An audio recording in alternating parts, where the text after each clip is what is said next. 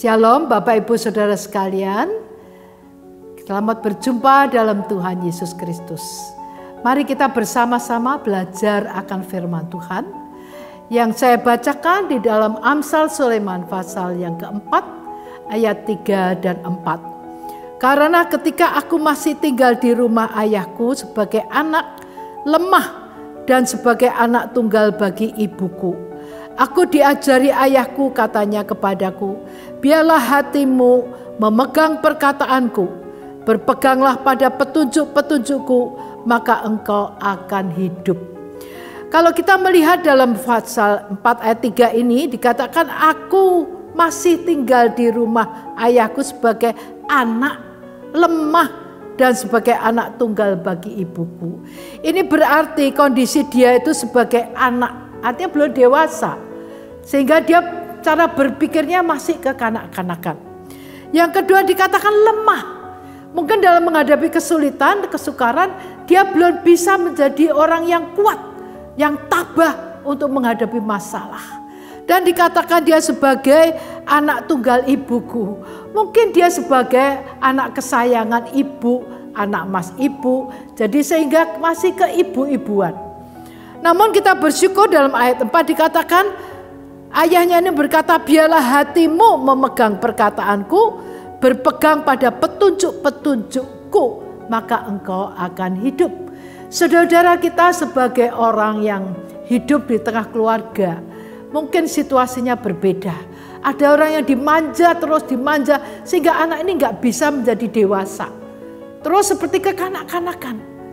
Dan kalau menghadapi masalah mungkin dia tidak bisa kuat untuk bisa tangguh menghadapinya. Tapi bersyukur ada sosok Bapak yang dia bisa memberi petunjuk-petunjuk yang baik. Dan Bapak ini berkata, peganglah petunjuk-petunjukku dan taruhlah dalam hatimu. Dan saudara-saudara, kalau seorang Bapak dia melakukan fungsinya sebagai imam dalam keluarga, dia bisa mengarahkan keluarga, anak-anaknya kepada jalan Tuhan. Saya yakin anak ini akan bertumbuh menjadi dewasa, menjadi kuat.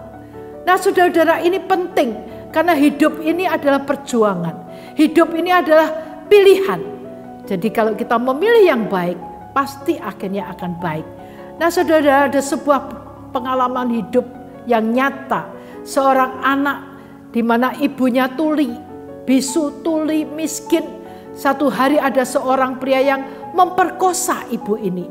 Dan akhirnya ibu ini malu, dia melahirkan bayi ini di kebun. Yang nolongi ibu yang punya kebun. Dan akhirnya anak ini waktu dia tumbuh, dia melihat kehidupannya yang susah dan mengalami kesukaran demi kesukaran. Dia kecewa.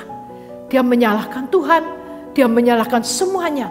Dan dia pikir kenapa Tuhan izinkan semua ini terjadi. Teman-temannya bisa bersukaria, bermain dengan ceria.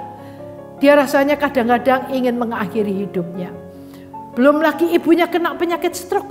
Jadi dia harus berjuang memberi makan dirinya dan ibunya. Perjuangannya luar biasa. Dia begitu kecewa. Tapi satu hari saudara-saudara, seorang hamba Tuhan datang kepadanya dan berkata, Asi, kalau engkau hidup itu adalah anugerah. Dan di dalam kehidupanmu itu ada satu hal yang kamu bisa pilih. Kamu hidup atau senang itu pilihanmu. Sedih atau senang itu pilihanmu. Kamu mau bersungut-sungut atau tidak, itu juga pilihan. Dan akhirnya Bapak Pendeta itu ngomong, saya harap kamu bisa memilih yang baik dan benar.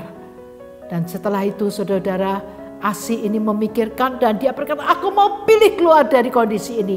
Lalu dia berjuang, dia sekolah, dia berjuang untuk hidup. Dan akhirnya dia sukses saudara-saudara. Dan akhirnya dia itu menjadi Menteri Keuangan Amerika Serikat. Siapa yang menyangka hidup yang seperti itu akhirnya menjadi Menteri Keuangan yang bernama Asi Taylor Morton. Sebab itu saudara-saudara, marilah kita berusaha untuk menurut firman Tuhan, menurut petunjuk yang baik.